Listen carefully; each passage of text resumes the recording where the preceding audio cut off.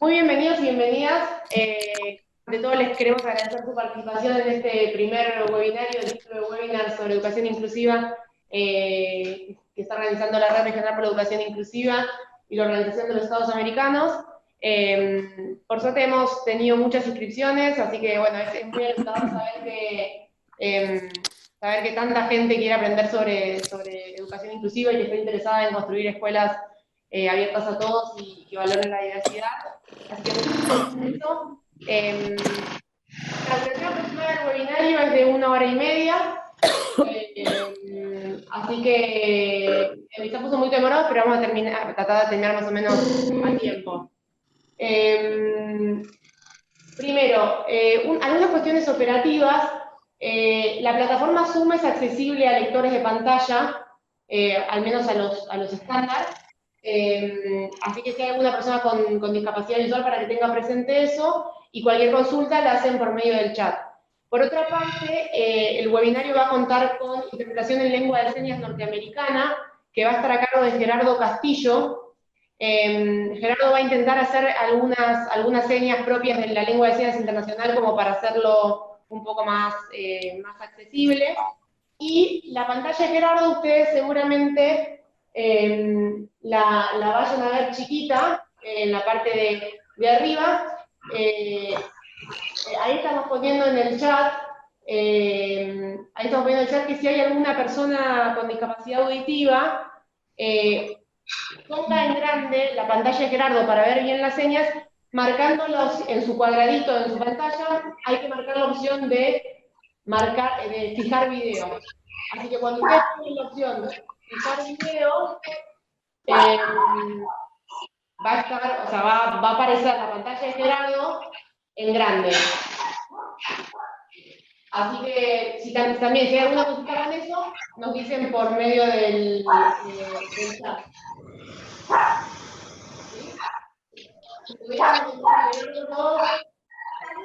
Para ver si evaluación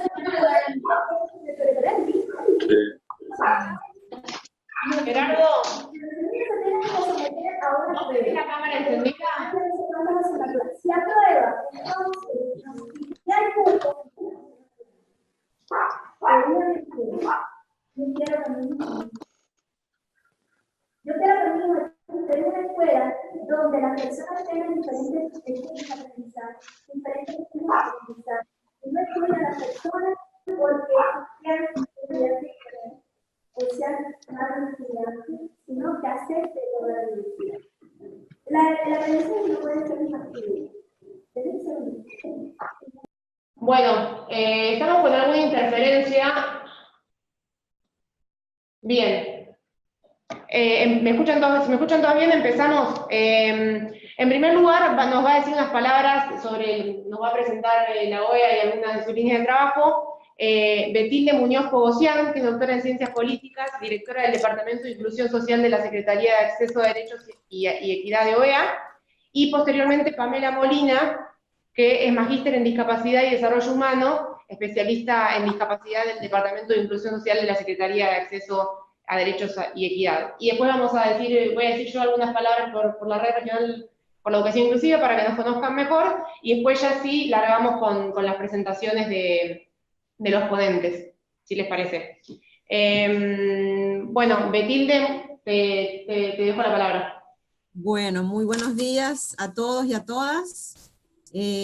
Como representante del Departamento de Inclusión Social de la Secretaría de Acceso a Derechos y Equidad, es realmente un orgullo y un honor sumarnos a este ciclo de webinars sobre educación inclusiva que organizamos en conjunto con nuestros colegas de la red en este tema, ¿no? Un gusto realmente. Confiamos y tenemos la más firme convicción de que el derecho a la educación no solo se traduce como tal cuando hablamos de educación inclusiva en condiciones de igualdad. Esta, para proveer un poco de contexto, es la primera actividad dentro de una iniciativa de capacitación, reflexión conjunta y diseminación de conceptos y prácticas en educación inclusiva que esperamos que continúe en el tiempo trabajando de la mano con la sociedad civil, representada en este caso por la Red Regional sobre Educación Inclusiva. Nuestra meta es abrir juntos un camino por más derechos para más personas con discapacidad en la región. Dejar huellas de inclusión. Queremos trazar juntos una línea base para efectivizar nuestro mutuo compromiso con la Agenda 2030 y los derechos de las personas con discapacidad, asegurándonos, como así lo plantea esta agenda, que nadie se quede atrás en el camino del desarrollo en nuestra región. Las Américas han sido pioneras con la promulgación del primer tratado normativo en derechos de las personas con discapacidad, que es jurídicamente vinculante para aquellos estados que así lo hayan firmado y ratificado, que es la Convención para la Eliminación de todas las formas de discriminación contra las personas con discapacidad, la CIADIS, aprobada por la Asamblea General de Cancilleres de la OEA en 1999. Esta Convención Interamericana de la OEA en discapacidad es la primera en imponer la obligación internacional por los estados parte de la región de adoptar medidas de carácter legislativo, social, educativo, laboral o de cualquier otra índole que sean necesarias implementar para eliminar la discriminación contra las personas con discapacidad y propiciar su plena inclusión, integración en la sociedad, haciendo el camino ya más fácil para que 7 años más tarde, a nivel de la ONU, se aprobara la Convención de Naciones Unidas sobre los Derechos de las Personas con Discapacidad. Consecuentemente, vale decir que en el año 2006, la Asamblea General de la OEA aprobó el Programa de Acción del Decenio de las Américas por los Derechos y la Dignidad de las Personas con Discapacidad para el periodo 2006-2016, el cual fue extendido por otros 10 años en la Asamblea General del año pasado en Santo Domingo. Y este año, en junio pasado, reafirmando nuestro compromiso en la promoción de los derechos de las personas con discapacidad, la nueva Asamblea General de la OEA, que se celebró acá en Washington, D.C., este año aprobó una actualización del contenido programático y paradigmático de este programa de acción, conforme a los principios normativos de la Convención de Naciones Unidas en el tema y de la Agenda 2030, permeando las disposiciones programáticas de un paradigma en los derechos humanos y el desarrollo social inclusivo. Se agregan en esta reforma que acaba de ser aprobada en la última asamblea de la OEA 6 ámbitos temáticos más, todos factibles de ser medidos con indicadores cualitativos y cuantitativos en su cumplimiento, entre los que se encuentran el derecho a la capacidad jurídica, acceso a la justicia, atención prioritaria de las personas con discapacidad en situaciones de emergencia y catástrofes naturales, el derecho a una vida libre de violencia, entre otros. Es decir, aspectos que son tan relevantes como los que ya contenía el programa del decenio, pero que no habían sido incluidos anteriormente. Es importante destacar también que en el proceso de construcción, tanto del programa de acción original como en su actualización reciente, se contó con la participación activa de expertas y expertos con discapacidad provenientes de organizaciones de personas con discapacidad representativas a nivel regional, con equilibrio de género, distribución geográfica y tipos de situación de discapacidad, quienes aportaron de manera significativa en el contenido de las reformas a este instrumento. En el ámbito de la educación, el PAD busca alcanzar que el nivel de escolaridad de las personas con discapacidad en establecimientos regulares e inclusivos sea igual al de las personas sin discapacidad en todos los países, buscando fortalecer los indicadores relativos a las tasas de acceso, permanencia y finalización en los distintos niveles educativos, aunque los estados ya están adoptando normativas para transitar desde un sistema educativo segregado hacia un sistema de educación inclusiva, se hace necesario efectivizar la aplicación de dichas normas, así como eliminar medidas y prácticas que aún continúan y que obstaculizan la inclusión educativa. Entre las recomendaciones del Comité de Seguimiento de la CIADIS-PAD, de la Convención, en este ámbito se incluyen la promoción de la formación docente con enfoque de derechos, así como la incorporación de docentes con discapacidad en las aulas como un modo eficaz de promover la inclusión. Se refiere asimismo a afianzar los programas que permitan la provisión de ayudas técnicas, financieras y adaptaciones curriculares y la creación de programas de accesibilidad universal en los centros educativos, con énfasis, por supuesto, en las zonas rurales. Reitero nuevamente nuestra gran satisfacción al iniciar este ciclo de webinars con la red así como al comprobar el inmenso interés que ha convocado entre los distintos actores sociales y académicos de la región, alcanzando cientos de personas inscritas. Afirmo también el compromiso de la OEA en continuar implementando iniciativas de construcción de capacidades que se traduzcan en resultados concretos a corto, mediano y largo plazo, dentro de lo cual, por supuesto, el fortalecimiento de la capacidad técnica de los actores gubernamentales que diseñan políticas públicas, así como la promoción de la participación de las organizaciones de personas con discapacidad en la toma de decisiones y en los mecanismos de monitoreo e implementación de políticas públicas, sea el faro que nos guíe. Porque para hacer el camino al andar hay que caminar juntos, y por eso juntos lograremos más derechos para más inclusión para las personas con discapacidad en la región. Muchísimas gracias.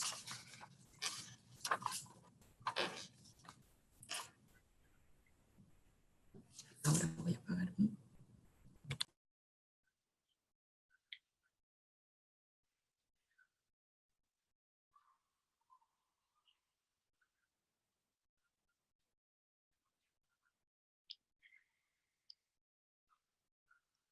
Perfecto, Betilde, muchas gracias.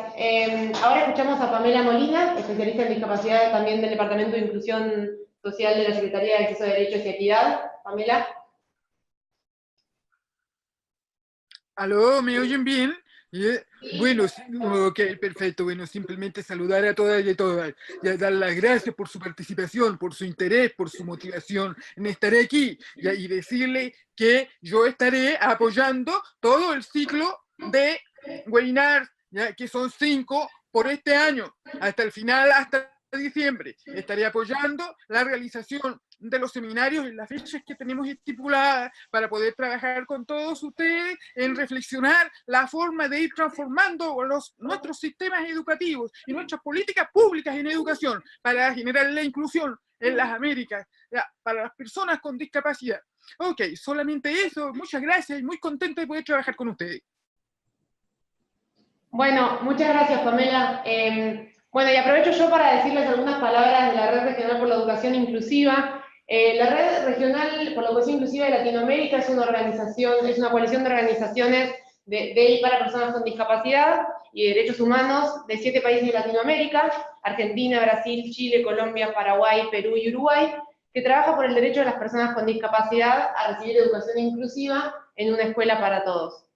Nuestro objetivo es incidir políticamente a nivel nacional, regional e internacional para que todos los estados garanticen el derecho a la educación inclusiva, dando cumplimiento a los mandatos internacionales, particularmente al artículo 24 de la Convención sobre los Derechos de las Personas con Discapacidad y al Objetivo de Desarrollo Sostenible número 4. Con ese objetivo, promovemos el diseño e implementación de políticas públicas y el reconocimiento de derechos mediante la producción y difusión de información. Presentamos informes, contribuciones escritas y diferentes tipos de solicitudes ante organismos internacionales de derechos humanos, diseñamos campañas de sensibilización, elaboramos dictámenes en casos judiciales que quedan ante tribunales nacionales y regionales, apoyamos las medidas legislativas y otras iniciativas que estén en favor del derecho a la educación inclusiva en los estados, hacemos documentos de posicionamiento, realizamos instancias de capacitación, principalmente virtuales como esta, y en general trabajamos estableciendo redes con otras organizaciones sociales y comunitarias. Así que bueno, nuestro objetivo es trabajar por la transformación de los sistemas educativos y construir escuelas que valoren la diversidad y que tengan sus puertas abiertas a todas las personas.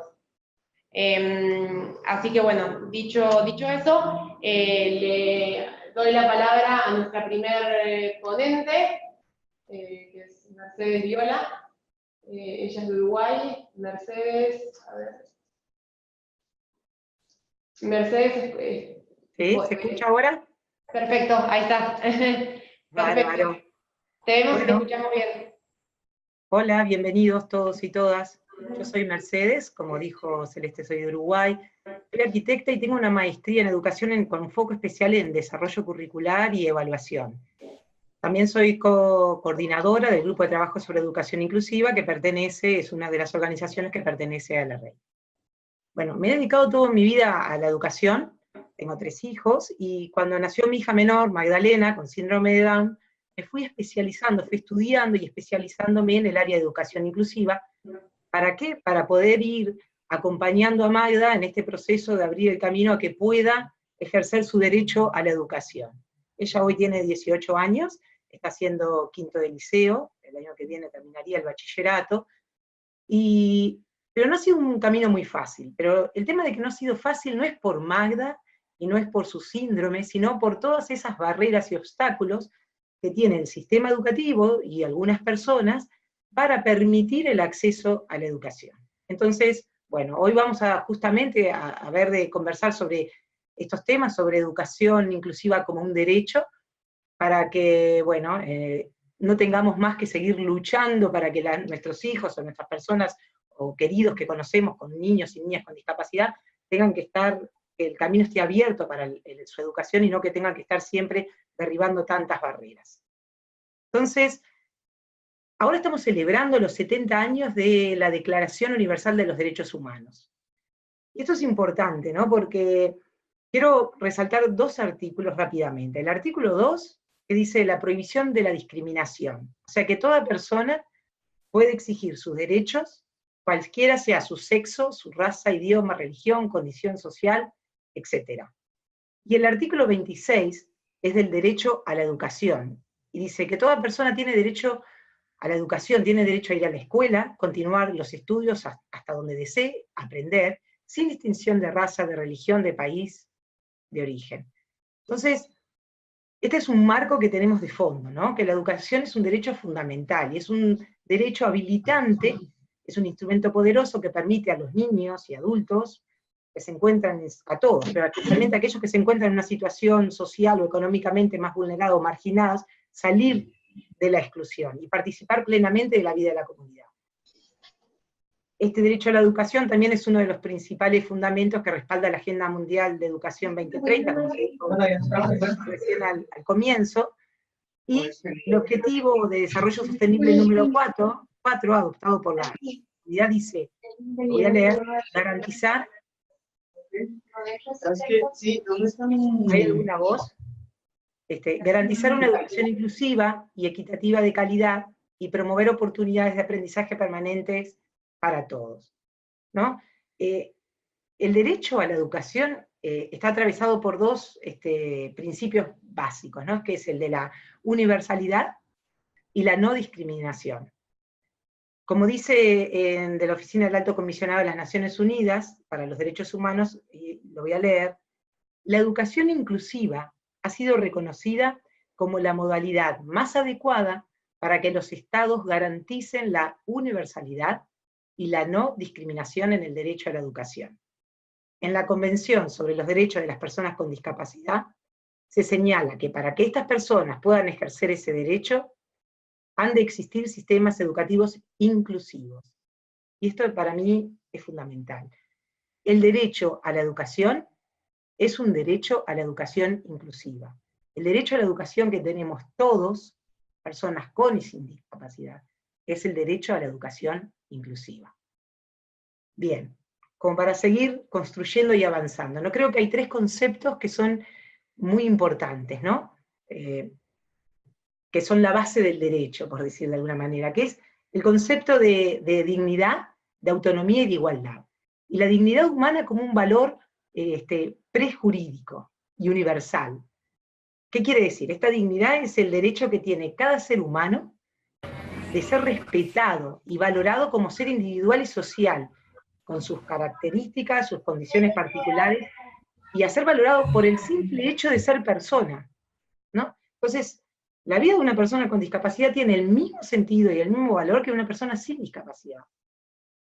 Y todas las personas con y sin discapacidad tenemos mucho para aportar a la sociedad, y para ello debemos ser aceptadas tal cual somos. Entonces, esta idea de dignidad humana resume algo tan simple, que todas las personas somos fines en sí mismos, valemos por ser personas, nada más. Y esta es la piedra fundamental del derecho, y esto es independiente de cualquier consideración que tengamos nosotros de utilidad, ya sea social o económica. O sea que este concepto de dignidad humana es fundamental. otro de los conceptos importantes es el de autonomía, ¿no? Que se entiende como este espacio para la acción voluntaria de la persona, y que en general, muchas veces, en muchas sociedades, y hasta el día de hoy, no se ha hecho lo suficiente para habilitar a las personas con discapacidad a ejercer el derecho de libre determinación. Y un tercer concepto que es importante es el concepto de igualdad, ¿no? Porque estamos hablando justamente de diversidad, de eso, igualdad. Entonces, sabemos muy claramente que la segregación de las personas con discapacidad se toma como algo bastante natural en muchos sitios del mundo. Esto de que somos iguales pero estamos separados, ¿no? Y un caso muy claro es lo que vemos en la educación especial. ¿Por qué? Porque igual hablar de igualdad no es lo mismo a decir que no existen diferencias, sino es lo contrario. Una sociedad que respeta realmente el principio de igualdad es la que adopta un criterio inclusivo respecto a las diferencias y las toma en cuenta de manera positiva. O sea, entonces para esto vamos moviéndonos de este derecho a la igualdad hacia el paradigma de la igualdad de oportunidades, ¿no? Porque para poder ejercer la igualdad no todos necesitamos lo mismo, sino necesitamos oportunidades, pero para cada uno es diferente. Entonces, el Estado tiene que satisfacer esta igualdad de oportunidades garantizando el acceso universal y gratuito a la educación en todos los niveles. Entonces, ¿por qué se sigue viendo tanto como no natural la segregación de las personas con discapacidad? Esto de iguales pero separados, ¿no? Como que ha sido aceptado en muchas, sigue siendo aceptado en muchas partes del mundo. Y si hoy pensamos, si hablamos de otros temas de género, de raza, de religión, en general nadie lo acepta que tengan que estar separados. Pero con el tema de discapacidad, lo seguimos, muchas sociedades lo siguen aceptando, hasta en el discurso. Ahora vamos a ver por qué, para seguir avanzando y para que esto no continúe, ¿no? Entonces, para tomar en serio este modelo de igualdad de oportunidades, hay que exigir varias formas de intervención del gobierno, ¿no? Porque esto supone hacer frente a la exclusión estructural en las áreas, como en muchas áreas, ¿no? Como puede ser transporte, equipamientos, en la educación, ¿no? Que hay una exclusión ya estructural, desde las bases.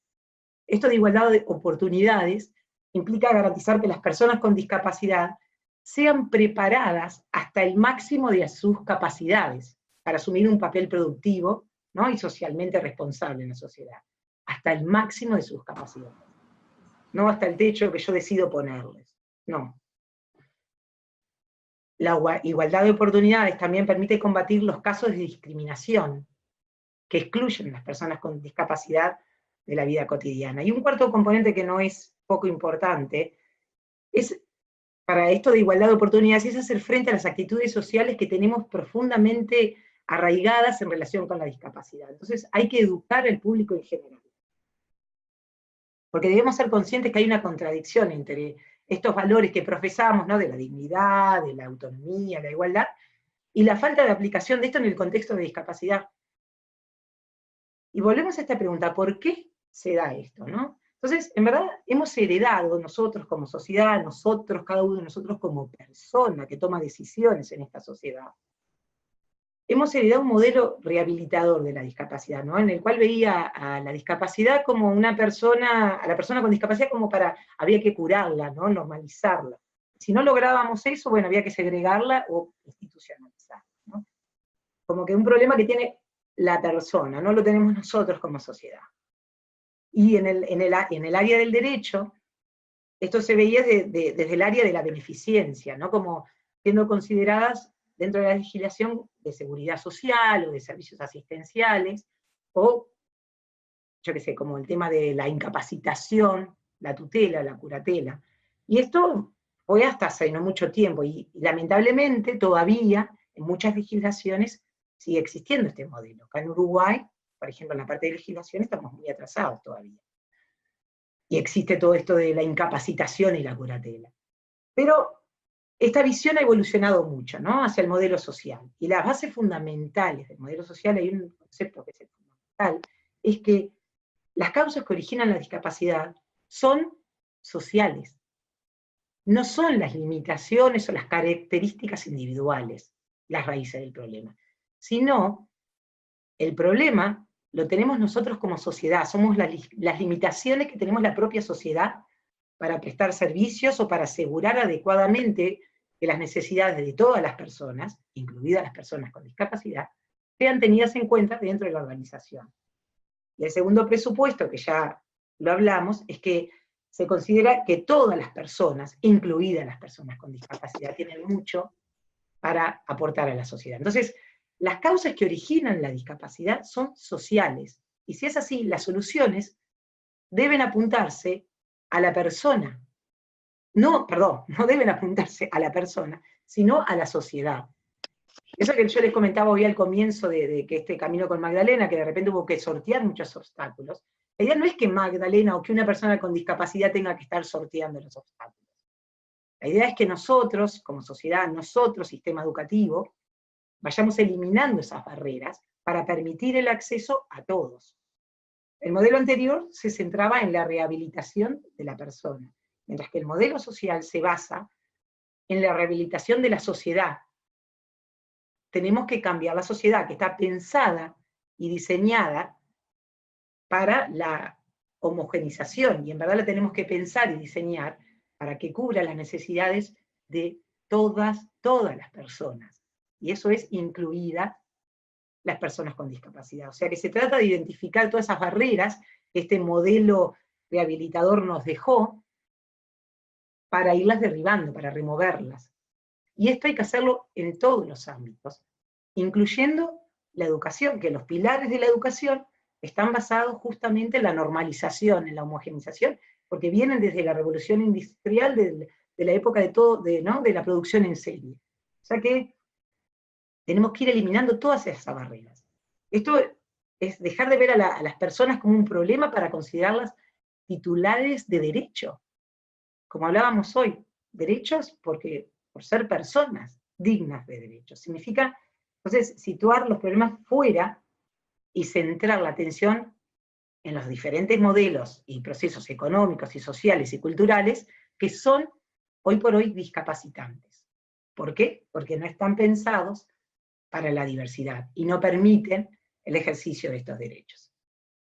Entonces, en todo este camino, después de un proceso de 4 años, el 13 de diciembre del 2006, o sea que ya hace 12 años, se aprobó la Convención Internacional sobre los Derechos de las Personas con Discapacidad.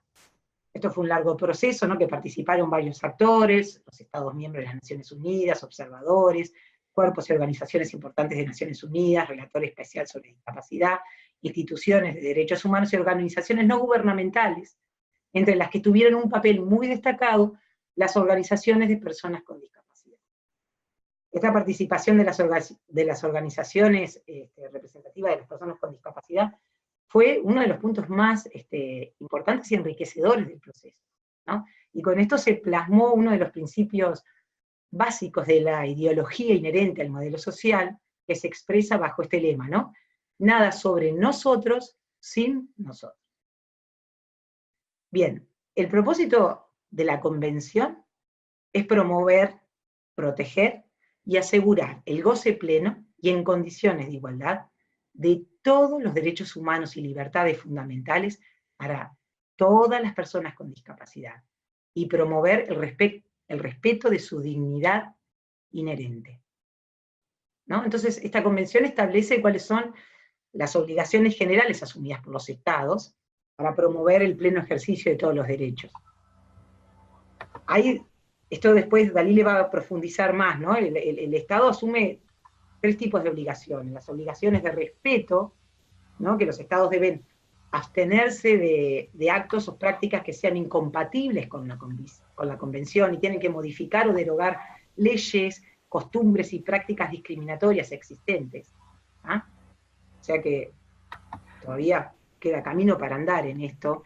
También el Estado se obliga, son obligaciones de protección, o sea que quiere decir que deben tomar las medidas pertinentes para que ninguna persona u organización o empresa privada discrimine por motivos de discapacidad. Sabemos que esto sigue pasando mucho a nivel de educación. Y finalmente lo que son las obligaciones de cumplimiento, ¿no? Por ejemplo, que los estados deben adoptar todas las medidas legislativas, administrativas, de política o programas que sean pertinentes para hacer efectivos los derechos. Esto es un tratado, esta convención es un tratado de derechos humanos vinculante, o sea que si el Estado no está cumpliendo, está violando y está violando derechos humanos. Hay un artículo específico, que es el artículo 24 dentro de la convención, que trata justamente el tema de educación inclusiva, ¿no? El modelo social promueve una educación inclusiva, que lo que hace es que desafía la noción de normalidad en la educación y en la sociedad, ¿no? ¿Por qué? Porque la normalidad es una construcción impuesta, o sea, sobre una, ¿no? Sobre una realidad donde lo único que existe es la diferencia. Entonces, y esto de necesidades especiales son una característica, ¿verdad?, de todos los alumnos y las alumnas, no de las personas que tienen discapacidad. Especial somos todos. El tema es que las necesidades de las personas con discapacidad no fueron tenidas en cuenta a la hora de hacer el diseño curricular, ni a la hora de diseñar las escuelas, ni a la hora de formar maestros, sino que han sido ignoradas en todos los ámbitos del sistema educativo ordinario. Entonces hay que hacer un cambio conceptual, es un cambio sistémico, ¿no? Es un cambio a partir del cual se comprende que ningún niño o niña debe ser forzado a adaptarse a la educación. No es que el niño, lo que les comentaba hoy de mi hija, que ella se tuvo que hacer, ver qué barreras sortear y cómo se adapta a este sistema educativo que tenemos, sino es lo contrario. La educación debe ser adaptada para hacer frente a las necesidades de todos y buscar el mejor interés de cada niño y de cada niña. O sea, el énfasis está en la eliminación de esas barreras. Esto es un cambio de sistema, es un cambio sistémico. Voy a leer una parte nomás del artículo 24, porque eso lo pueden buscar y es de fácil acceso.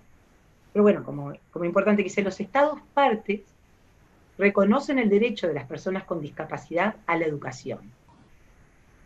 Con miras a hacer efectivo este derecho sin discriminación y sobre la base de igualdad de oportunidades, los Estados partes asegurarán un sistema de educación inclusivo a todos los niveles, así como la enseñanza a lo largo de toda la vida. ¿No? Esto es muy importante que tengamos esto en cuenta. O sea que la Convención consagra el derecho a la educación sobre la base de no discriminación y de igualdad de oportunidades. Eso que veníamos comentando más temprano, ¿no? En el 2016, a su vez, el Comité sobre los Derechos de las Personas con Discapacidad emitió la Observación General número 4, que explica claramente cuáles son los alcances del derecho a la educación inclusiva reconocido en el artículo 24, ¿no?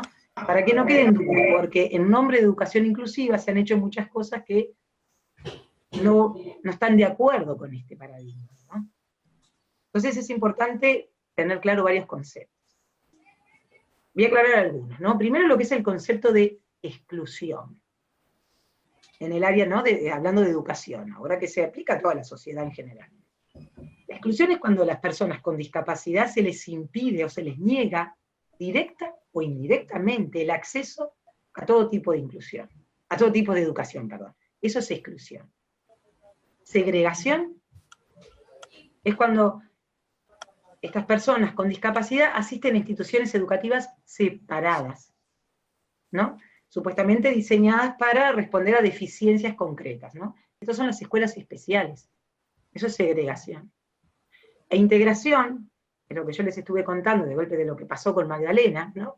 Que sí concurre en la escuela general, pero concurre en la medida que la persona se pueda adaptar a los requisitos normales que yo puse, como sociedad, ¿no? Tengo estos requisitos de normalización, y bueno, tú querés entrar, te tenés que adaptar. Eso es integración. Ahora, exclusión, segregación e integración son enfoques discriminatorios. Suena fuerte, no nos gusta a veces, pero eso es discriminación, discriminar por razones de discapacidad.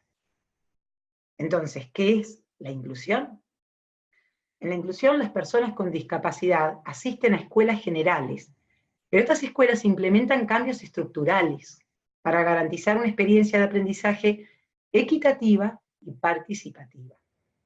Implica, o sea, una transformación de la política dentro de la escuela y la política pública en el área de educación. La cultura, tenemos que hacer un cambio cultural, y la práctica, en todos los entornos educativos, sean formales o informales. La inclusión, como ya les decía anteriormente, se trata de identificar y eliminar las barreras que impiden a las personas con discapacidad aprender y participar en igualdad de condiciones. Eso es lo primero, ver cuáles son estas barreras y vamos eliminándolas. Se debe adoptar lo que es el diseño universal para el aprendizaje. ¿Por qué este diseño? Porque si nosotros, desde el momento que diseñamos el sistema educativo, desde el momento que diseñamos el currículo, desde el momento que diseñamos o planificamos una clase, tenemos en cuenta a todos y a todas, las adecuaciones que tenemos que hacer después van a ser menores. ¿Por qué? Porque ya desde el diseño, desde la base, estamos teniendo en cuenta a todos. También se deben realizar ajustes razonables que responden a las necesidades, a la voluntad y a las preferencias de los estudiantes. Y estos ajustes, esto es otra cosa muy importante, se deben ofrecer gratuitamente en todos los niveles de enseñanza obligatoria. Y se deben otorgar, porque si no los otorgas sería una discriminación. Y es importante esto de gratuito, porque se dan muchos casos que te aceptan, pero esto lo tiene que pagar la familia. Algunos ejemplos es hasta cambiar la ubicación de un aula, ofrecer diferentes formas de comunicación, permitir el uso de tecnología auxiliar. Hay cosas que son muy sencillas, como otorgar más tiempo, o reducir los niveles de ruido. Bueno, y hay otros ajustes que son más grandes. También los alumnos y alumnas deben tener el derecho a recibir el apoyo necesario que facilite su formación efectiva y en pie de igualdad con los demás. Este apoyo es un apoyo en verdad que necesitan todos los alumnos, pero ahora estamos hablando especialmente de la persona con discapacidad porque hasta ahora se les fue negando este derecho, ¿verdad? Debería garantizar que los alumnos con discapacidad puedan desarrollar su potencial al máximo, proporcionando capaz que, por ejemplo, más personal docente que se pueda necesitar, o un consejero escolar, o psicólogos, o cualquier otro profesional. O sea, el sistema educativo debe ser inclusivo en todos los niveles. Preescolar, primaria, secundaria, superior, la formación profesional, lo que es la enseñanza a lo largo de toda la vida, también las actividades extracurriculares y las sociales. Y esta obligación es para, la inclusión alcanza las escuelas públicas y privadas, ¿no? Como hablamos al principio de las obligaciones que asume el Estado. Y las personas con discapacidad deben asistir a escuelas primarias y secundarias comunes dentro de la comunidad en la que viven. No ser enviado lejos de su casa, eso pasa mucho, muy bien, no, mira, acá no aceptamos, pero podés ir a aquella otra escuela que queda en la otra punta de la ciudad que sí aceptan, no. Deben poder asistir a la comunidad, a su comunidad, a la escuela de su comunidad. El sistema educativo debe ser accesible, incluidos los edificios, el transporte, los planes de estudios, como hablábamos hoy, el currículo, los materiales, los métodos. Se deben favorecer estos entornos accesibles en los que todos los alumnos y alumnas se sientan seguros, apoyados, estimulados, y que puedan expresar sus opiniones. Miren que todo esto que estamos diciendo para las personas con discapacidad hace que el sistema educativo sea un mejor sistema para todos los niños y niñas, con y sin discapacidad. Eso es muy importante. Y algo no menos importante es que las capacidades y los logros de los alumnos que cursan se deben certificar en igualdad de condiciones con los demás. O sea, certificar la educación. La educación inclusive es un derecho de todo alumno y de toda alumna, y no es un derecho de los padres o de los cuidadores, es un derecho de la persona. También valora la participación de la familia en este proceso, porque a veces la familia es quien más sabe cómo acompañar este proceso. Porque debemos tener bien claro que la importancia que tiene la educación como un medio de empoderamiento, ¿no? Como derecho y como un prerequisito para el ejercicio de los otros derechos civiles, políticos, económicos, sociales y culturales. Es un derecho fundamental. O sea, esta convención es un tratado de derechos humanos. Es una herramienta jurídica, vinculante, a la hora de hacer valer los derechos de las personas con discapacidad. Ahora lo voy a dejar con Dalile, que va a seguir más toda la parte más de derecho, que es abogada y yo no. Bueno, Merce, muchas gracias. Perfecto, muy interesante. Y ahora vamos a seguir con Dalila Antunes, que es codirectora de una de las organizaciones que integra la REI, que se llama Asociación Civil por la Igualdad y la Justicia. Así que, Dalila, te cedo la palabra. Bueno, buenos días. Aclaro que, bueno, ASIC también es parte de, además de ser parte de la REI, es parte del Grupo Artículo 24 por la Educación Inclusiva, que al 6 de mayo que se escucha en Noruega y España. Que promueven el derecho a la educación inclusiva en Argentina. Yo me voy a referir, o sea, Mercedes ya desarrolló cuál es el alcance del derecho a la educación inclusiva, cuáles son sus componentes, en qué consiste, cómo está protegido este derecho en la Convención y en la observación general que desarrolla un poco más los componentes del derecho a la educación inclusiva.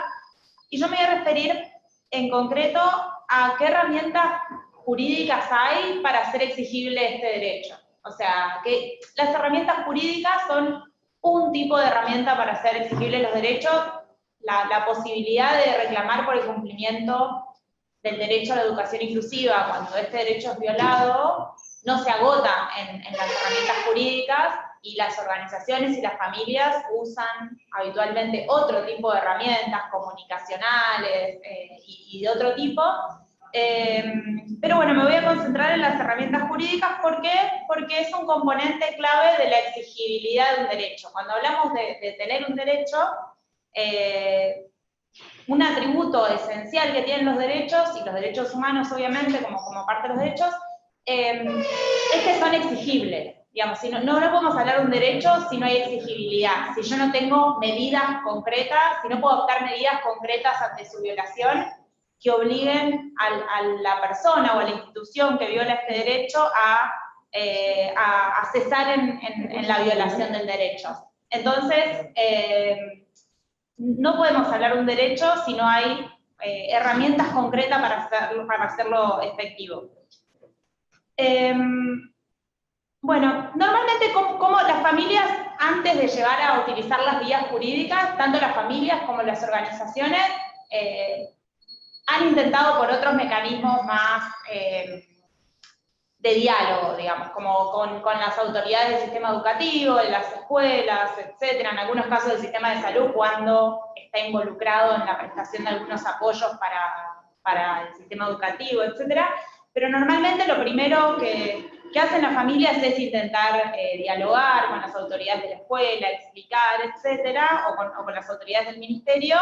Y bueno, los tipos de problemas más habituales sobre los que nosotros conocemos en la red, con la experiencia de las organizaciones, es que bueno, los problemas más habituales son negativa de matriculación, falta de apoyos necesarios, falta de accesibilidad física, comunicacional, etcétera, de los edificios y de los materiales, entre otros, negativa a otorgar el diploma, negativa a hacer, por ejemplo, ajustes razonables de todo tipo, tanto en las evaluaciones como en los planes pedagógicos, etcétera. Como esos son un catálogo muy breve del tipo de problemas clásicos que se dan con muchísima frecuencia en el caso de personas con discapacidad.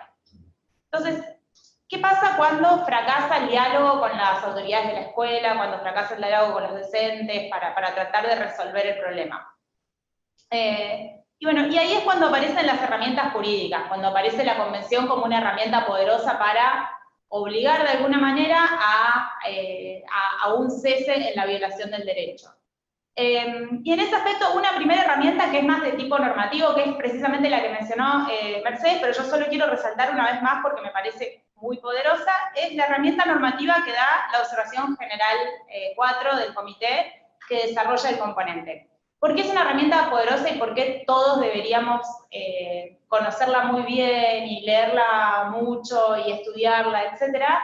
Porque desarrolla con mucha, y sobre todo las autoridades de los sistemas educativos deberían conocerla en profundidad, porque desarrolla con muchísimo detalle cuáles son las obligaciones que tiene el Estado, cuáles son las obligaciones que tiene el sistema educativo y los docentes, cuáles son los derechos de los estudiantes, qué derechos tienen las familias, qué derechos tienen las organizaciones. O sea, desarrolla con mucho detalle qué quiere decir el derecho a la educación inclusiva. Entonces, en ese sentido, en la medida en que da mucha claridad y precisión a un concepto que si no puede ser mal aplicado y mal utilizado, creo que es una herramienta jurídica muy útil, porque precisa mucho de qué hablamos cuando hablamos del derecho a la educación inclusiva. Entonces, esa es una herramienta normativa. Ahora, incluso la observación general toma como un tema central el derecho de las personas a tener recursos legales y mecanismos para obtener una reparación por violación del derecho a la educación inclusiva. De hecho, en la introducción de la observación general 4, cuando el comité hace una descripción de cuáles son las barreras que enfrentan las familias y los estudiantes con discapacidad, la menciona como una de las barreras que impide el acceso a la educación inclusiva a la falta de recursos legales y de mecanismos para obtener reparación por las violaciones. Y eso es habitual, digo. No podemos hablar de los mecanismos jurídicos que existen sin hablar de todo lo que no hay tampoco.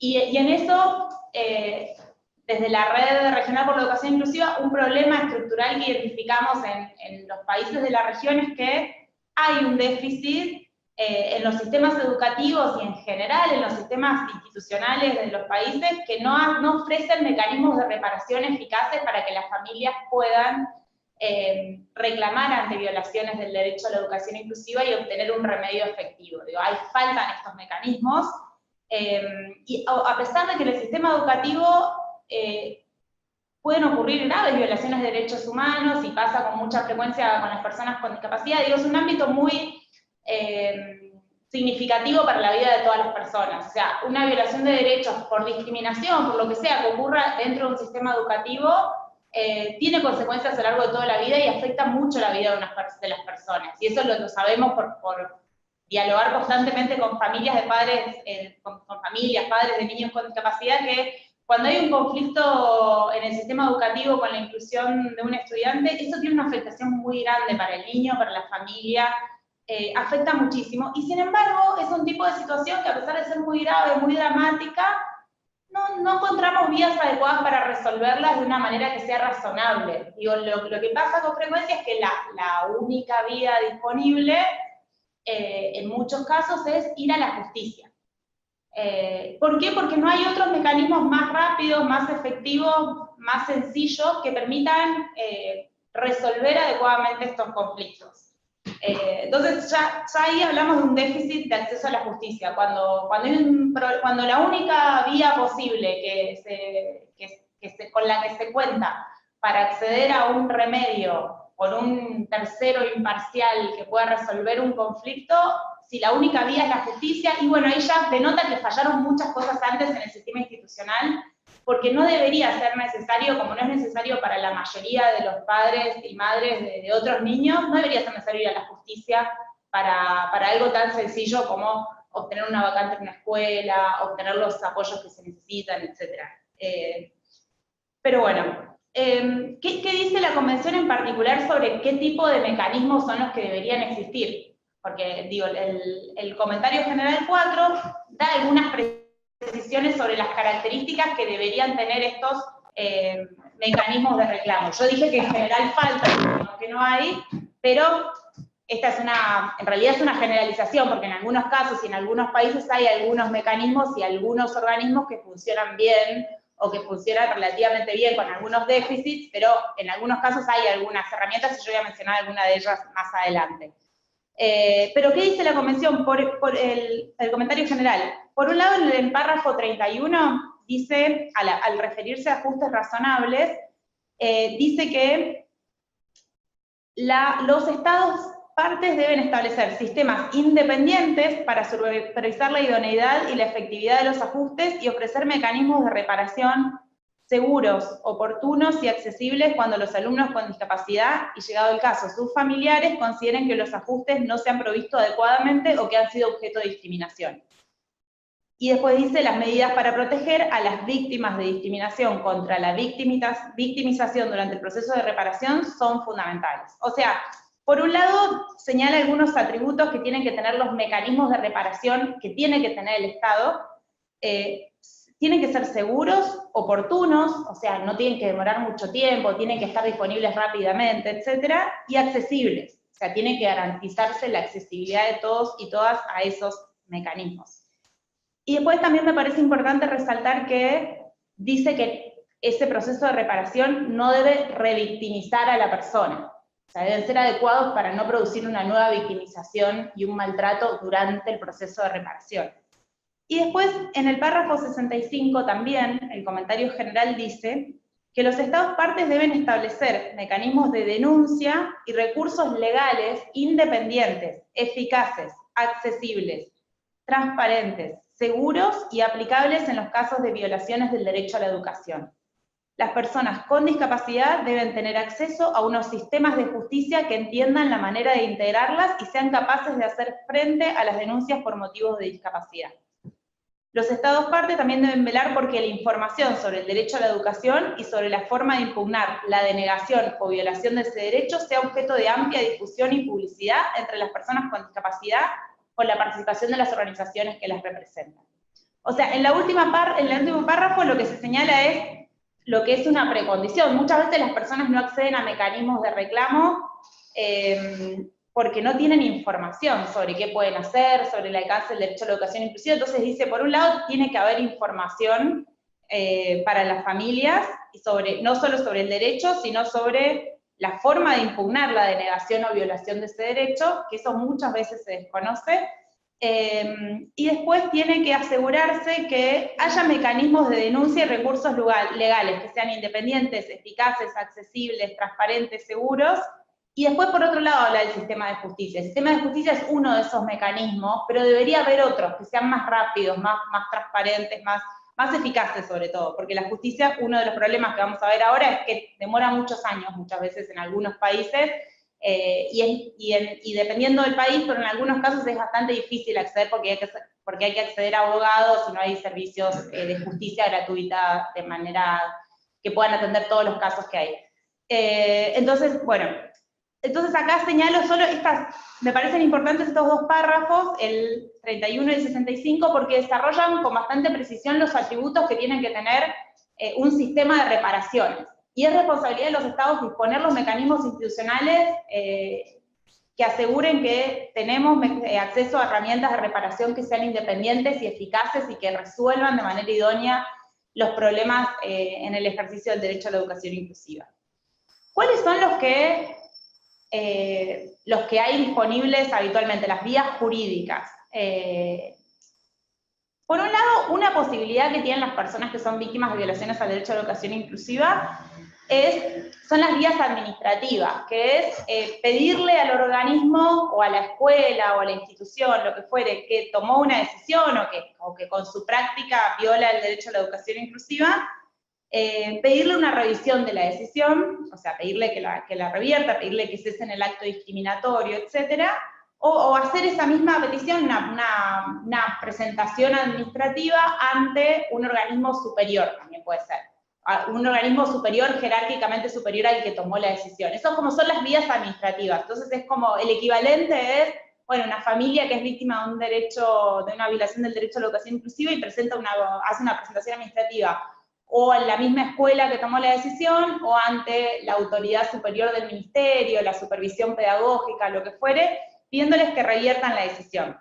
¿Cuál es la ventaja que tiene este mecanismo de acceder? Digo, y en general, los requisitos formales que hay que cumplir para utilizar estas vías administrativas de reclamo están regulados en normas legales o en decretos administrativos de cada país. Digo, cada país tiene normalmente una ley de procedimientos administrativos o un decreto, etcétera, que regula, bueno, cómo tiene que hacer el individuo, la persona, el administrado, en el lenguaje del derecho administrativo, cómo tiene que hacer cuando quiere realizar una presentación ante el Estado. ¿Cuáles son las ventajas que tiene? Por un lado, permite superar, digo, ¿por qué puede ser útil esta herramienta de hacer presentaciones administrativas ante los ministerios, ante la escuela? Por un lado, le da la oportunidad al propio organismo que tomó la decisión de revertirla, y permite superar las condiciones de informalidad en las que normalmente ocurren las violaciones del derecho a la educación inclusiva. Lo que pasa en la práctica es que las vulneraciones de este derecho ocurren en el contexto de un aula, en reuniones, digo, pueden ser más o menos sutiles las prácticas discriminatorias de las que son víctimas los niños y niñas con discapacidad, pero algo que caracteriza este tipo de experiencia también es que se dan en mucha informalidad, y los padres normalmente no tienen una constancia de lo que sucedió.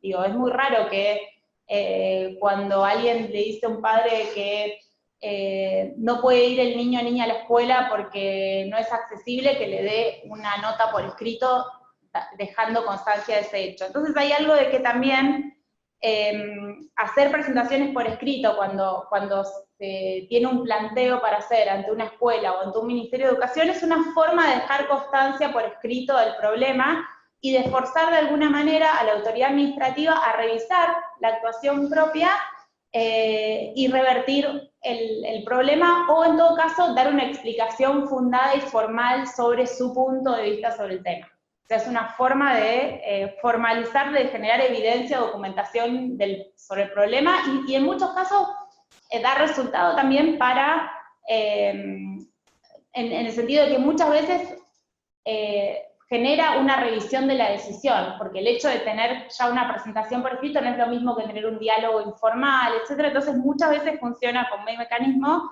y hay que tener en cuenta estas vías administrativas para pedirle a la propia escuela o al propio Ministerio de Educación que modifique una conducta o que tenga en cuenta algo que produce una violación al derecho a la educación inclusiva. Y después, otra vía posible, que existe con diferencias en algunos países, es la posibilidad de recurrir ante organismos públicos de protección de derechos humanos, como organismos públicos independientes. O sea, la desventaja, algo me olvidé mencionar, pero digo, la desventaja de la vía administrativa que mencioné antes, es que en la vía administrativa uno le pide a la que mencioné recién, uno le pide al propio organismo que tomó la decisión, o a su jerárquico de decisión, a su jerárquico superior que resuelva el tema, que revierta la decisión, pero en realidad no es independiente. O sea, es la misma persona que adoptó cierta conducta que se considere discriminatoria, o su superior de quien depende, pero quien es responsable en última instancia, el que tiene que revisar lo que hizo o lo que no hizo.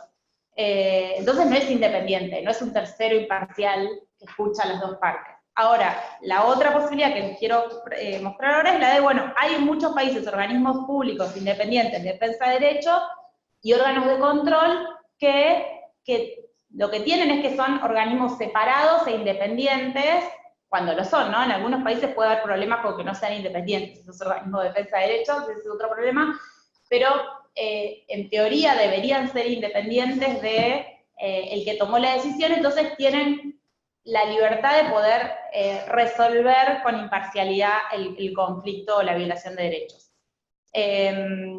Por ejemplo, ¿a qué organismos me refiero? Defensor del pueblo, por ejemplo, los ombudsman, cuando hay las instituciones de derechos humanos nacionales, le llaman en los tratados de derechos humanos. En algunos países hay defensor de derechos de niños, niñas y adolescentes, que también deberían poder recibir reclamos por violaciones del derecho a la educación inclusiva. En algunos casos hay organismos específicos para la lucha contra la discriminación. En Argentina hay uno que se llama INADI, que en este momento no es independiente, pero que debería hacerlo, y después también hay, por ejemplo, en algunos países organismos o comisiones especiales de defensa de los derechos de las personas con discapacidad, y en general también hay, en la mayoría de los sistemas jurídicos, como sistemas de protección de los derechos de niños, niñas y adolescentes, como organismos públicos que tienen el rol de velar por los derechos.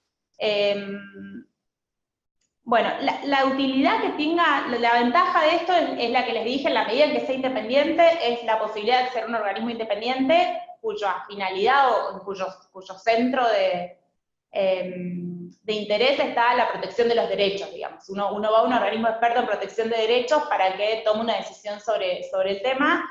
Ahora, la utilidad o no que pueda tener también va a depender en alguna medida de cómo estén regulados esos organismos en cada sistema jurídico, digamos. En algunos países pueden variar el tipo de atribuciones que tienen, por ejemplo, las defensorías del pueblo. En algunos países tienen atribuciones más amplias que en otros, entonces de eso va a depender, por ejemplo, que la decisión que tome un organismo de este tipo sea o no vinculante para la autoridad de la escuela o del ministerio. Entonces, cuán útil o no depende un poco del poder real y también poder simbólico que puedan tener estos organismos, porque en muchos casos, aunque no sea formalmente vinculante la decisión que toma un organismo, es simbólicamente muy fuerte y muy poderosa, entonces basta con que haya una recomendación hacia una autoridad del Ministerio de Educación o hacia una escuela, una recomendación de uno de estos organismos para que cese la violación del derecho a la educación inclusiva y se adopte una medida concreta de reparación.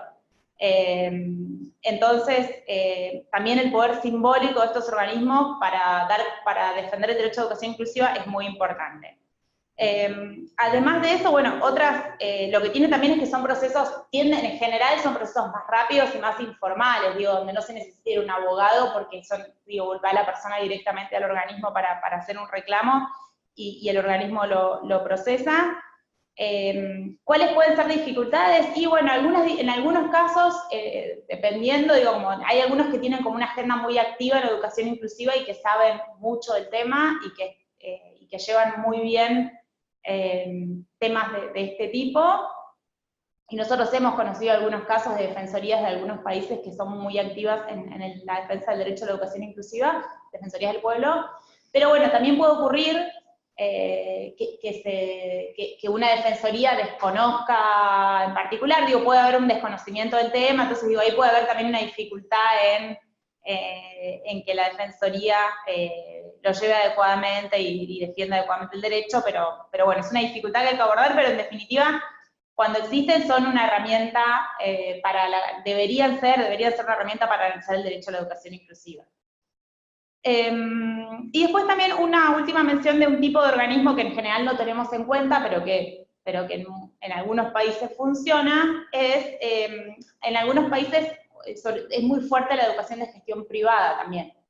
Y normalmente para resolver conflictos que tienen que ver con el derecho a la educación en el ámbito de la gestión privada, en escuelas privadas, además de todos los organismos que mencioné, defensa de derechos, defensa de las personas con discapacidad, ombudsman, etc.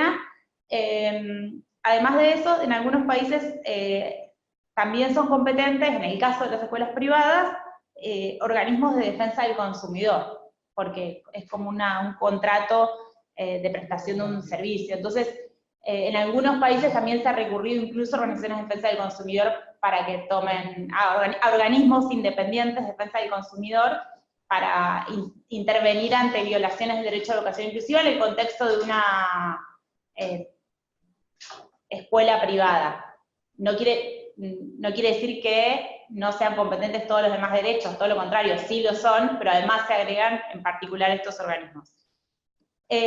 Bueno, ahora ¿qué pasa? Si fracasan todos estos mecanismos, si fracasan estos mecanismos, no necesariamente como última instancia, pero otra alternativa que hay, si no hay tiempo para intentar estos otros mecanismos, si se cree que algunos de estos mecanismos jurídicos, como las presentaciones administrativas, los recursos administrativos, o las presentaciones ante organismos públicos de defensa de derechos, si todo eso fracasa, o si se considera que esas vías no son efectivas y que no van a funcionar adecuadamente, otra opción que también está siendo cada vez más utilizada y de la que yo me quiero referir acá también en particular, es la vía del litigio, la posibilidad de acceder a la justicia para lograr un cese en el acto discriminatorio, en la violación del derecho a la educación, para lograr medidas de reparación concreta, y medidas, y también incluso, que es algo menos explorado, menos utilizado, pero que puede ser interesante, es para lograr la aplicación de sanciones, digamos, como sanciones a las escuelas, por ejemplo, que incumplen con el derecho a la educación inclusiva, etc. La verdad que nosotros, el uso del litigio es algo que está menos explorado. ¿Por qué? Porque en general para las familias es una vía muy temida, o sea, cuando el niño o niña está asistiendo a la escuela, para la familia es muy costoso en todo sentido hacer una acción judicial contra la escuela, hay mucho temor a que eso genere una represalia contra los estudiantes, etc. Entonces es una vía que las familias en general tienden a utilizar solo cuando están agotadas todas las otras posibilidades, pero desde nuestro punto de vista es una vía que es importante, y no solo es importante porque permite resolver el problema concreto de una familia concreta, de un niño concreto, sino que también en muchos casos ha servido para generar cambios más estructurales en el sistema educativo, por el poder simbólico y real que tienen las decisiones judiciales, como la manera que construyen nuestro entendimiento sobre lo que es un derecho, sobre lo que está bien, sobre lo que está mal, han servido para generar modificaciones en políticas públicas. Esto que yo menciono es como el uso más estratégico del litigio, pero obviamente el uso del estratégico del litigio es uno de los usos, no es el único. Uno puede ir al litigio porque necesita solo resolver el problema individual, o uno puede hacer un litigio para resolver, además del problema individual que afecta a un estudiante, un problema más colectivo y estructural.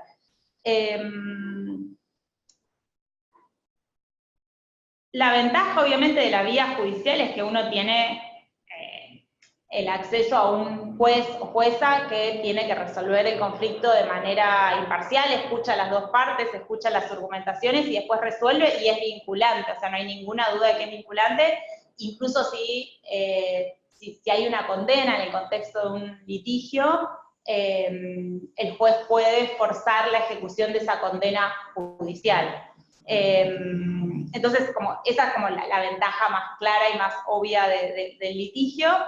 En la práctica nosotros estuvimos relevando casos, y ahora próximamente la Red Regional por la Educación Inclusiva va a publicar también un compendio de casos judiciales relevantes en la región en temas de educación inclusiva. Por ejemplo, detectamos muchos casos que tienen que ver con la accesibilidad física a las escuelas. O sea, en muchos casos se ha utilizado el litigio y los tribunales han tenido resoluciones favorables al derecho a la educación cuando se reclamaba, por ejemplo, por la falta de accesibilidad física a las escuelas. Esto tanto en el contexto de casos individuales, o sea, de un estudiante, como casos colectivos. Acá en Ciudad de Buenos Aires hay un caso colectivo que llevó una organización de personas con discapacidad que se llama Acceso Ya, por la falta de accesibilidad en todas las escuelas de la Ciudad de Buenos Aires, y la justicia, por ejemplo, ordenó al Ministerio de Educación local que garantice la accesibilidad en todas las escuelas públicas y privadas. Entonces se ha usado para la accesibilidad física, se ha usado para obtener apoyo cuando el sistema educativo fracasaba en la provisión de apoyo. O sea, los jueces han dicho, las personas con discapacidad tienen derecho a apoyos que les permitan cursar en escuelas comunes. Se ha logrado que a través del sistema judicial, por ejemplo, se ordena al Estado que garantice ajustes razonables en todos los niveles del sistema educativo, incluso en el nivel superior. Se ha logrado, o sea, se ha ido la justicia también en la región para obligar a los estados, a los ministerios de educación a dar diplomas secundarios, por ejemplo, a estudiantes con discapacidad que habían cursado la secundaria con adecuaciones curriculares. O sea, hay muchísimos ejemplos de casos judiciales en los que la justicia intervino muy favorablemente al derecho a la educación inclusiva. Una ventaja que hay es que esto también varía un poco en cada contexto y en cada país, cuánta apertura tienen los jueces a recibir casos que tienen que ver con derechos sociales. Pero nosotros vimos, o sea, un montón de casos positivos en los que la justicia fue receptiva, y creo que en esto ayuda mucho la convención, que la convención da un marco normativo muy claro, y la observación general también es muy clara. Y en sistemas jurídicos que incorporaron la convención a su legislación, los jueces deberían reflejar también en sus sentencias ese entendimiento de la educación inclusiva. Pero no tengo tiempo ahora de desarrollar todos estos casos, etcétera, pero si quieren para la parte de comentarios podemos conversar un poco más. Y en general hay también una serie de obstáculos para la judicialización. No llego ahora a hablar de los obstáculos para el acceso a la justicia a las personas con discapacidad. Si bien es una vía que ha funcionado y que en muchos casos sirve, hay una serie de obstáculos que hace que sea más difícil de utilizar, además del miedo y el temor a las represalias cuando los niños están en la escuela. Hay otros obstáculos, como, no sé, la falta de abogados gratuitos, la falta de capacitación de esos abogados en muchos casos. Hay como muchos problemas. Pero bueno, después si queda tiempo en los comentarios les puedo desarrollar un poco más. Muchísimas gracias. Bueno, Dalile, muchas gracias. Ahora vamos a destinar este último ratito del webinario a responder preguntas, las preguntas que ustedes fueron planteando en el chat.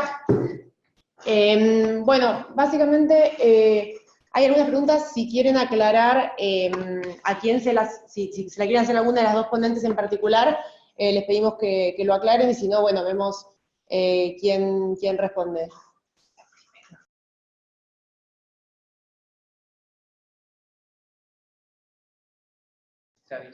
Ok, bueno, entonces acá tenemos una primera pregunta de Jonathan a Mercedes, que dice, ¿cuál es la diferencia entre el ámbito de intervención de una política pública y una ley para garantizar el derecho al acceso a la educación inclusiva? Merce, ¿nos escuchas bien?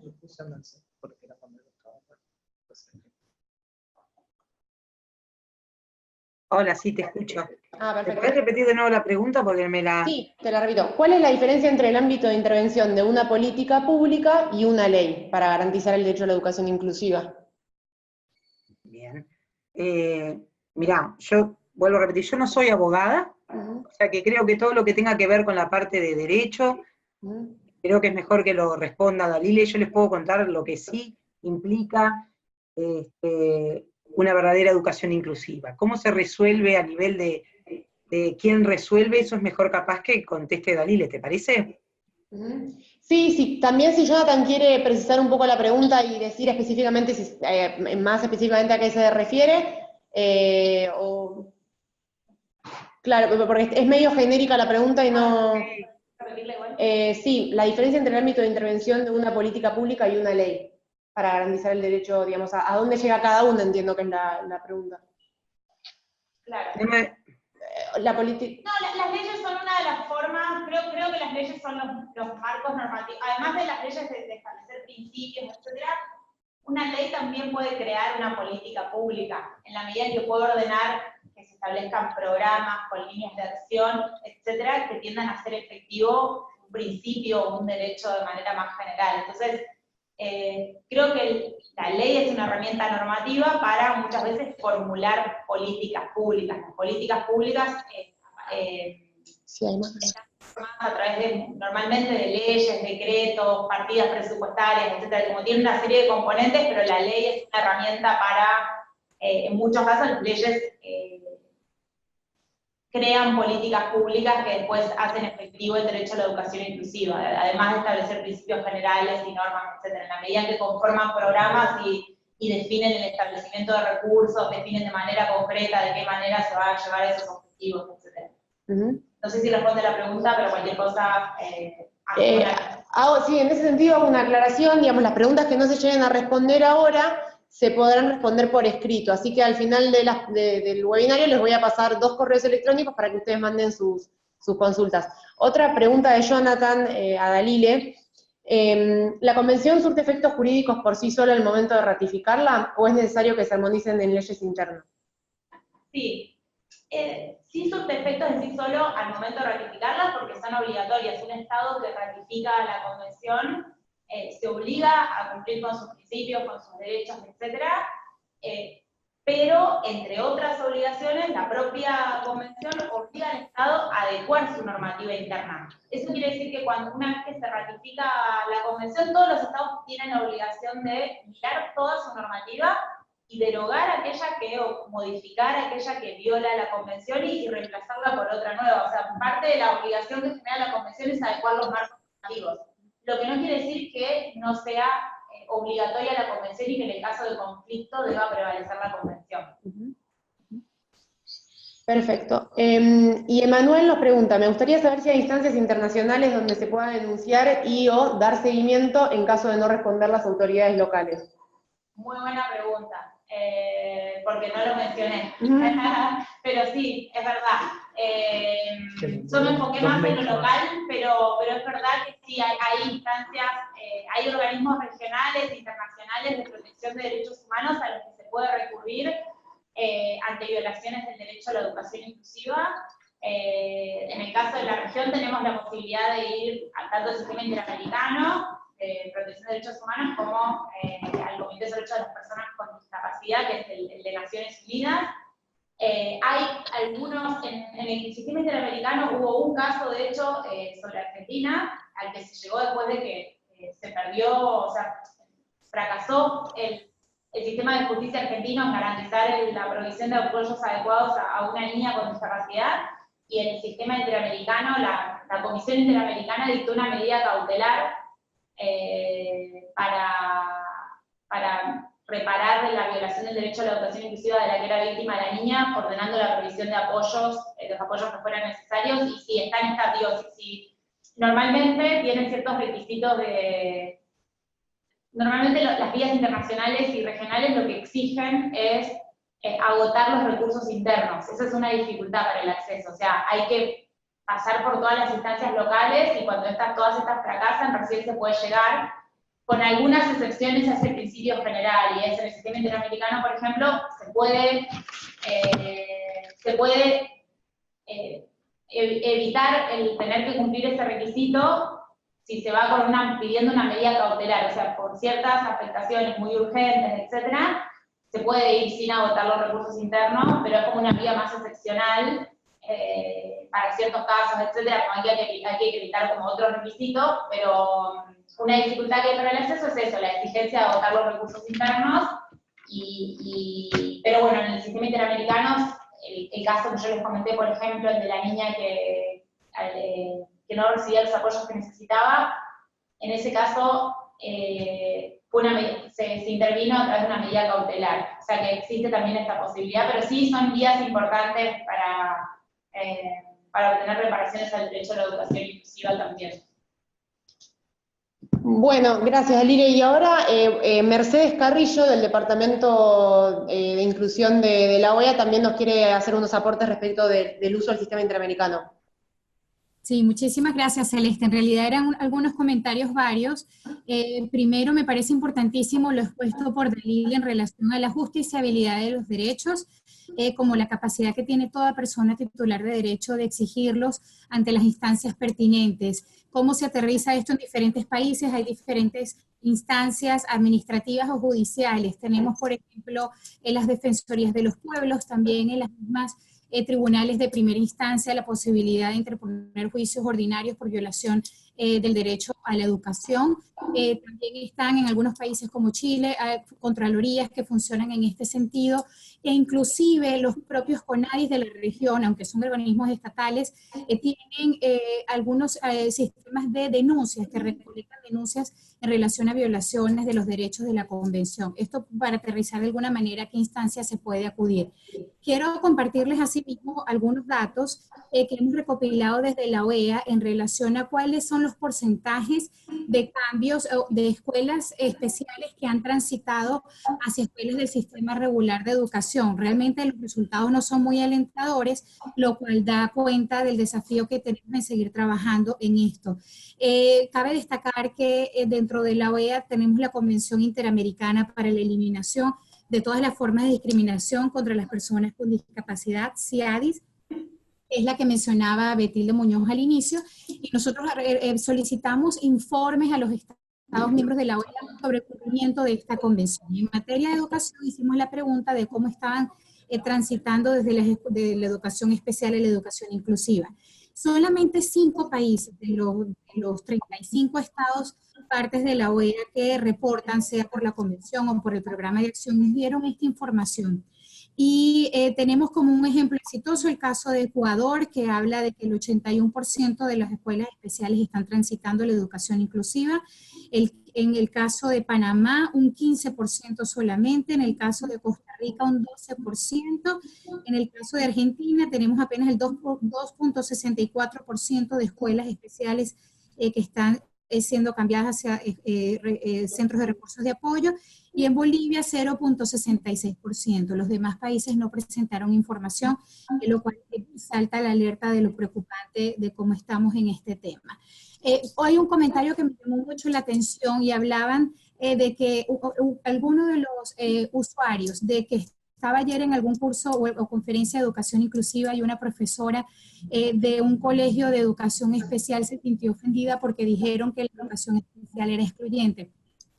En parte, por supuesto, la educación especial presta a la segregación o a la discriminación. Sin embargo, muchos de los que están desde el lado de la educación especial no lo ven así por las situaciones a medias que se presentan cuando se trata de cambiar a un estudiante de un centro especial a un centro inclusivo, y es porque no encontramos todos los apoyos o los ajustes razonables. No se trata solamente de integrarlo, como mencionaba mi tocaya Mercedes, sino también de que cuente con todo el material pedagógico, didáctico, accesible, de que cuente con tecnologías asistivas, de que los profesores estén capacitados a recibir la diversidad funcional. Y un aspecto muy importante que no lo escuché y quería mencionarlo, que hace parte también de la educación inclusiva, es que el propio estudiante con discapacidad puede ser partícipe en todas las tomas de decisiones que tengan que ver con los procesos de su evaluación y los ajustes razonables que se vayan a aplicar.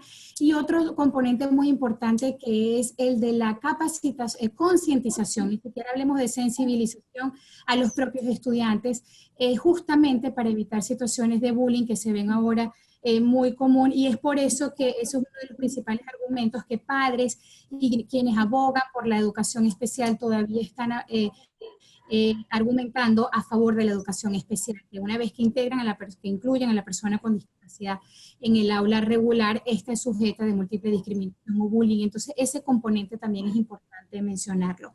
Y por último, simplemente invitarlos a que revisen a finales de este año, lo esperamos lanzarlo para el 5 de diciembre, el Observatorio Regional de Inclusión, donde vamos a estar compilando toda la información que vamos a recibir de los estados partes de la OEA, que es la que nos presentan en sus informes de cumplimiento de la convención, en 12 ejes temáticos. Uno de ellos, un capítulo especial en educación inclusiva, donde vamos a poder ver todo lo que son tasas brutas de escolaridad de las personas con discapacidad, docentes capacitados en educación inclusiva, todo lo que tiene que ver con números de escuelas o establecimientos educativos accesibles, etcétera, y una cantidad de datos que seguro van a ayudar a sus investigaciones internas. Esto es todo por ahora, Celeste. Igual quedo a la orden cualquier consulta desde el trabajo que estamos haciendo desde la OEA. Muchas gracias.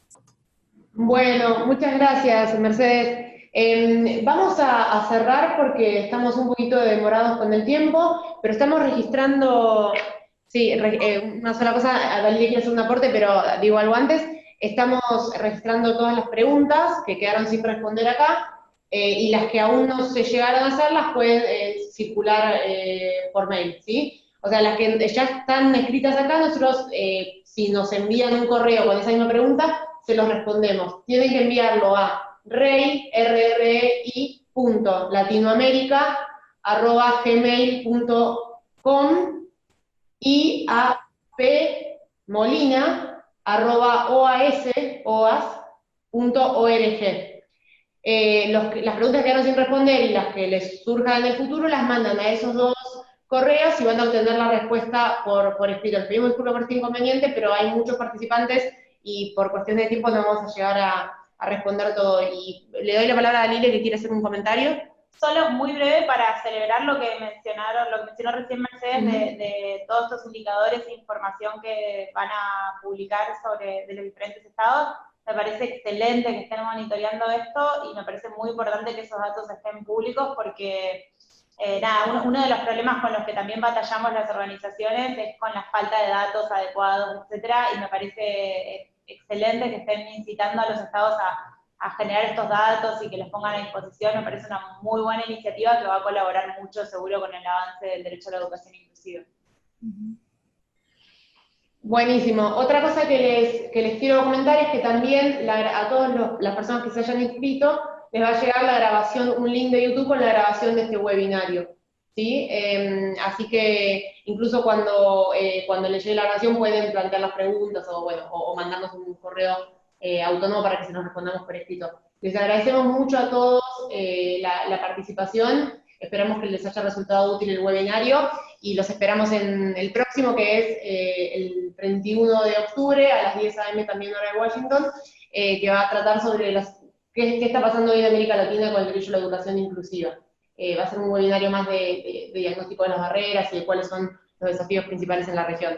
Así que, bueno, un saludo a todos y nos vemos en el próximo webinario.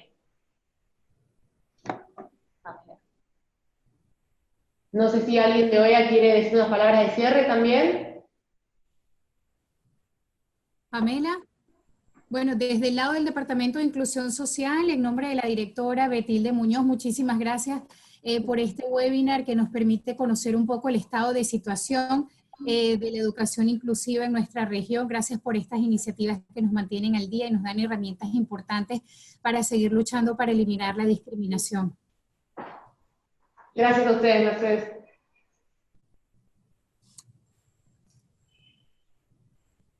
No sé, Pamela, si querés decir algo.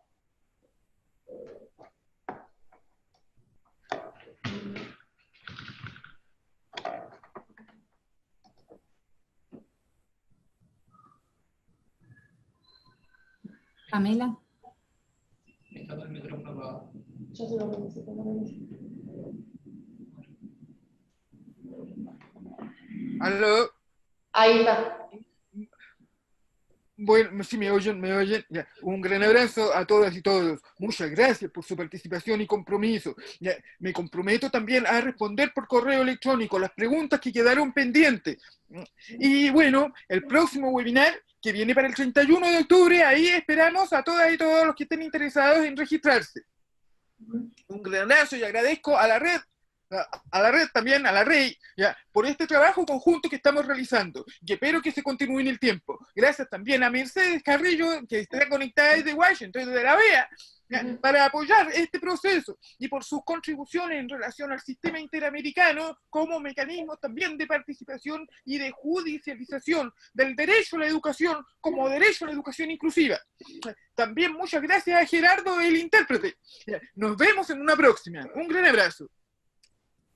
Gracias. Muchas gracias a ustedes. Bueno, nos despedimos entonces y nos encontramos el 31 de octubre.